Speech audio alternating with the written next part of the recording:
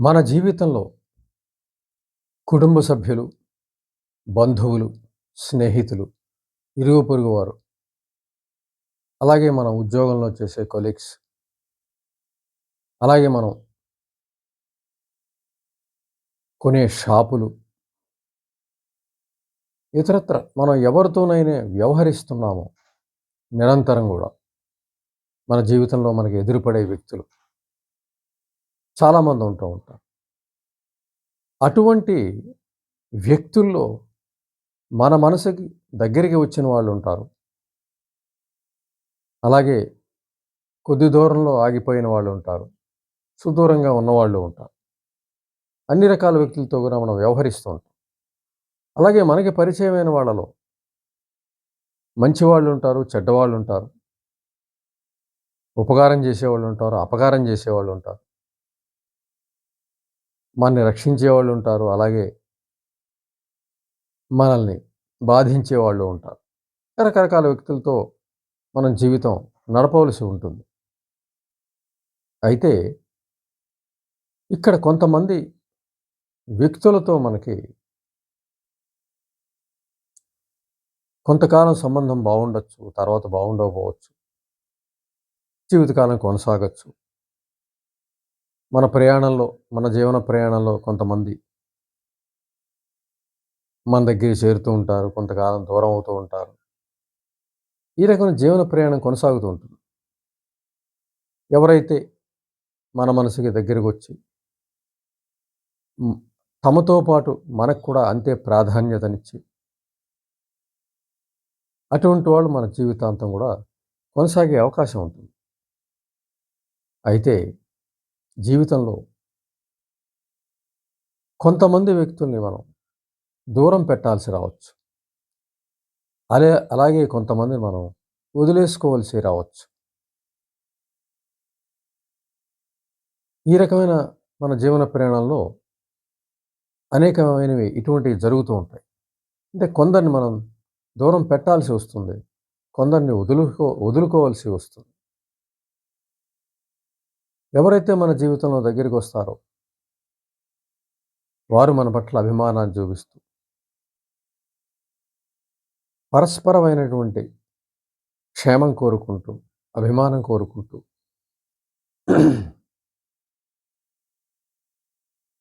అభిలాషని కోరుకుంటూ,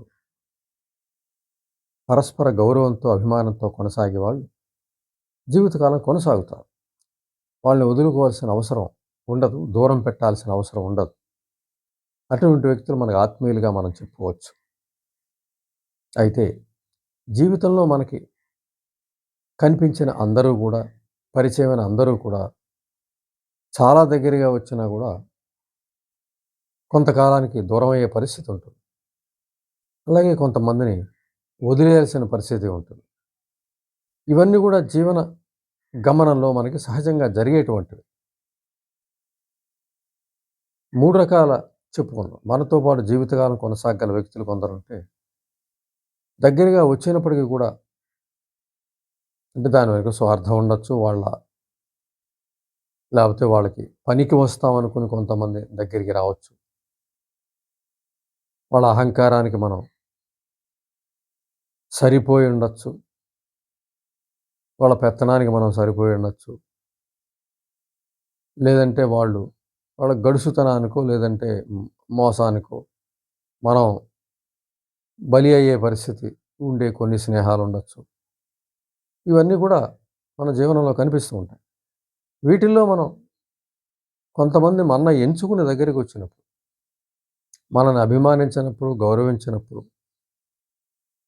మన పట్ల ప్రేమని మనసులో కలిగి లేనప్పుడు, కేవలం తమ అధీనంలో మనని ఉంచుకోవడానికో, తమ అధికారం చలాయించడానికో, మనతో స్నేహం చేసిన వాళ్ళు గాని, దగ్గరికొచ్చిన వాళ్ళెవరైనా సరే, వాళ్ళని దూరంగా పెట్టాల్సి ఉంటుంది.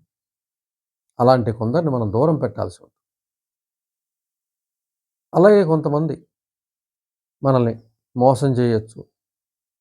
మనల్ని తక్కువగా చూడొచ్చు, చులకనగా చూడొచ్చు. మన పట్ల ఏమాత్రం గూడా గౌరవం లేకుండా ఉండొచ్చు. అటువంటి వాళ్ళని వదిలేయాల్సిన పరిస్థితి రావచ్చు. 3 రకాల వ్యక్తులు కూడా మనకుంటారు. అంటే మనకి పరిచయమై మనతో సమానమైనటువంటి గౌరవం పొందుతూ, మనకిస్తూ, అభిమానాన్నిస్తూ, పొందుతూ, మన హృదయంలో వాళ్ళకెంత స్థానం ఇస్తామో, వాళ్ళ హృదయంలో మనకంత స్థానం ఇస్తూ ఉన్నటువంటి వ్యక్తులు మనకి ఆత్మీయులు. వాళ్ళ జీవితకాలం కొనసాగుతారు. వాళ్ళ పట్ల మనకి ఎమోషన్స్ అన్నీ కూడా కంట్రోల్‌లో ఉంటాయి. ఒకవేళ తెలియక ఎక్కడన్నా తప్పు జరిగినా మనం దాన్ని అవగాహన చేసుకొని, వారితో సక్రమంగా మనం వెళ్ళడానికి ప్రయత్నిస్తాం. ఇద్దరు కూడా. ఇటుపక్క అలాగే జరుగుతుంది, అటుపక్క అలాగే జరుగుతుంది. తర్వాత తప్పు తెలుసుకుంటారు. తర్వాత ముందుకెళ్తూ ఉంటారు. అటువంటి స్నేహాలు చాలా ముఖ్యం. అది బంధుత్వం కావచ్చు, స్నేహం కావచ్చు. అటువంటి ఎట్టి పరిస్థితుల్లోనూ వదులుకోరానివవి. దూరం పెట్టాల్సినవి కూడా కాదు. అటువంటి వ్యక్తులు మనకి జీవితంలో మనతో కలిసి రావటం అనేది అదృష్టంగా భావించాలి. మన ఆస్తిగా భావించాలి. మన సంపదగా భావించాలి అటువంటి వాళ్ళని. మనల్ని అభిమానించి, మనల్ని గౌరవించి, తమతో సమానంగా చూసి, మన కష్టంలో కలిసి వచ్చే వ్యక్తులు ఎవరైతే ఉంటారో వాళ్ళు మనకు ఆత్మీయులు. వాళ్ళని మనం జీవితకాలం కాపాడుకోవాల్సి ఉంటుంది. చిన్న చిన్న ఎమోషన్స్‌కు, చిన్న చిన్న పొరపాట్లకు వదులుకోవడం అనేది చాలా తప్పిదం అవుతుంది. తర్వాత బాధను మిగులుస్తుంది, ఒంటరితనాన్ని మిగులుస్తుంది. ఎంచేతంటే అతి దగ్గరగా వచ్చిన వ్యక్తులు, ఇంత మన మనసులో స్థానాన్ని సంపాదించుకున్న వ్యక్తులు, అలాగే వాళ్ళ మనసులో మనకి స్థానాన్ని ఇచ్చిన వ్యక్తులు బహు అరుదుగా మనకి కనపడుతూ ఉంటారు జీవితంలో, జీవన ప్రయాణంలో. కాబట్టి అటువంటి వ్యక్తులు మనకి భౌతిక సంపద కన్నా కూడా చాలా ముఖ్యమైనటువంటి వాళ్ళు. ఈ సంపదలు పోయినా కూడా వాళ్ళు మన క్షేమాన్ని కోరుతూ ఉంటారు, మన అభివృద్ధిని కోరుతూ ఉంటారు, మనతో ఉంటారు, మనకి ధైర్యంగా ఉంటారు. అటువంటి వ్యక్తుల పట్ల మనం చాలా జాగ్రత్తగా ఉండాలి. చాలా శ్రద్ధతో ఉండాలి, భక్తితో ఉండాలి. మనం కాపాడుకోవాలి. వాళ్ళు మన భౌతిక ఆస్తుల కన్నా ఎక్కువగా భావించాలి. అప్పుడే మన ఎమోషన్స్ కంట్రోల్‌లో ఉంటాయి. మన అవగాహన విస్తరిస్తుంది వారి పట్ల. ఎటువంటి ఎమోషన్స్ కూడా అక్కడ పెట్టుకోకూడదు. అన్నీ కూడా పక్కన పెట్టేయాలి. అటువంటి వ్యక్తుల దగ్గర. వాళ్ళు ఒకళ్ళో ఇద్దరో మించి ఉండరు. అటువంటి వ్యక్తులు మనం కాపాడుకోవాలి. కాపాడుకోకపోతే తర్వాత జీవితంలో కోల్పోవాల్సొస్తే మాత్రం తీవ్రమైనటువంటి సంక్షోభం మనసులో తలెత్తే అవకాశం ఉంటుంది. వాళ్ళని మనం కాపాడుకోవాలి. అయితే కొందరు మనం దూరం పెట్టాల్సి వస్తుంది కొంతమంది. వాళ్ళు మనం చులకనగా చూడొచ్చు, తక్కువగా చూడొచ్చు. వాళ్ళకి మనం ఉపయోగపడతామనే భావనలో మనని దగ్గరగా వస్తూ ఉండొచ్చు. కానీ ఎట్టి పరిస్థితుల్లో వాళ్ళు మనకు తక్కువగా చూడడం అనేది అక్కడ ఖచ్చితంగా మనకు కనపడుతుంది. చులకన చేయడం అనేది కనపడుతుంది. అలాగే మన సమక్షంలోనే మనని తక్కువగా చేసి మాట్లాడడం ఉంటుంది. వాళ్ళు మనని అడిగినవి మనం వాళ్ళని అడగలేని పరిస్థితి ఉంటుంది. అంటే సమానత్వం ఉండదక్కడ. అది స్పష్టంగా కనబడుతూ ఉంటుంది. అటువంటి వ్యక్తులతో స్నేహం గాని, బంధుత్వం గాని బాధగా ఉంటుంది. నిరంతర సంఘర్షణగా ఉంటుంది. అటువంటి వ్యక్తులను తప్పనిసరిగా దూరంగా పెట్టాల్సి ఉంటుంది. వదులుకోనక్కర్లేదు. దూరంగా పెట్టాల్సి ఉంటుంది. కానీ కొంతమంది వ్యక్తులు మనకు అపకారం చేసే వ్యక్తులుగా ఉంటారు. తెలీదు ముందు మనకి. పరిచయంలో, స్నేహంలో, బంధుత్వంలో కూడా తెలీదు అటువంటి వాళ్ళని కనిపెట్టలేం. 1, 2 జరిగాక తెలుస్తుంది మనకు. అప్పుడు జాగ్రత్త పడాలి. వాళ్ళు బంధువులు కదా అని ఉపేక్షించకూడదు, స్నేహితులు కదా అని ఉపేక్షించకూడదు, ఇరుగు పొరుగు వారు కదా అని ఉపేక్షించడానికి వీల్లేదు. తప్పనిసరిగా వాళ్ళని వదులుకోవాల్సిందే. దూరం పెట్టడం కాదు, వదిలేసేయవలసిందే. వాళ్ళు ఎప్పటికైనా మన జీవితంలో ప్రమాదాన్ని సృష్టించేటువంటి వాళ్ళే. మనకు అపకారం చేసేటువంటి వాళ్ళే. వాళ్ళ ప్రయోజనం కోసం మనం బలిపెట్టగల వాళ్ళే. అటువంటి వాళ్ళని తప్పనిసరిగా మనం 1, 2 సంఘటనలు కనిపెట్టినప్పుడు వాళ్ళని ఖచ్చితంగా వదిలేయవలసిందే. వాళ్ళని కొనసాగించకూడదు ఎట్టి పరిస్థితుల్లో కూడా. ఎప్పటికైనా వాళ్ళు ప్రమాదం. అంచేత అటువంటి వ్యక్తుల్ని వదిలేయాలి. అలాగే కొంతమంది మనల్ని పరిచయం కొనసాగుతూ ఉంటుంది. బాధాకరంగా ఉంటుంది. మనం తక్కువగా చూస్తామని తెలుస్తూ ఉంటుంది. వాళ్ళు మనకి అడిగినవి మనం వాళ్ళని అడగలేని పరిస్థితి. అంటే మనలోనే వాళ్ళ పట్ల ఎక్కువ భావం ఉంటుంది. అలాగే వాళ్ళలో మన పట్ల తక్కువ భావం ఉంటుంది. అయినా బంధుత్వం గాని, స్నేహం గాని, పరిచయం గాని కొనసాగుతూ ఉంటుంది. అటువంటి దూరంగా పెట్టాల్సిన అవసరం ఉంటుంది. అటువంటి ఎంత దూరంగా ఉంటే అంత మంచిది. వదులుకోనక్కర్లేదు. అటువంటివి దూరంగా పెడితే వ్యవహారాలు తగ్గించుకుంటే సమస్యలు రావు. సాధ్యమైనంత దూరంగా పెట్టడం. మూడో రకం వ్యక్తులు కంప్లీట్ వదిలేయాలి. ఒకటి ఒకటికే మేలుకోవాలి ఒక దెబ్బకి. రెండో దెబ్బ వచ్చేలోపు. అటువంటి వ్యక్తిని మనం ఖచ్చితంగా దూరం పెట్టాలి. ప్రమాదకరం మన జీవితంలో. చిన్న ప్రమాదాలు ముందు కనిపించిన తర్వాత పెద్ద పెద్ద ప్రమాదాలు సృష్టిస్తారు. నిజంగా వాళ్ళు వదిలించుకోవడం కొద్దిగా కష్టంగా కూడా ఉంటుంది. వాళ్ళకి మనం పనికొస్తాం కాబట్టి, ఉపయోగపడతాం కాబట్టి మనని వ వదలడానికి ఇష్టపడం.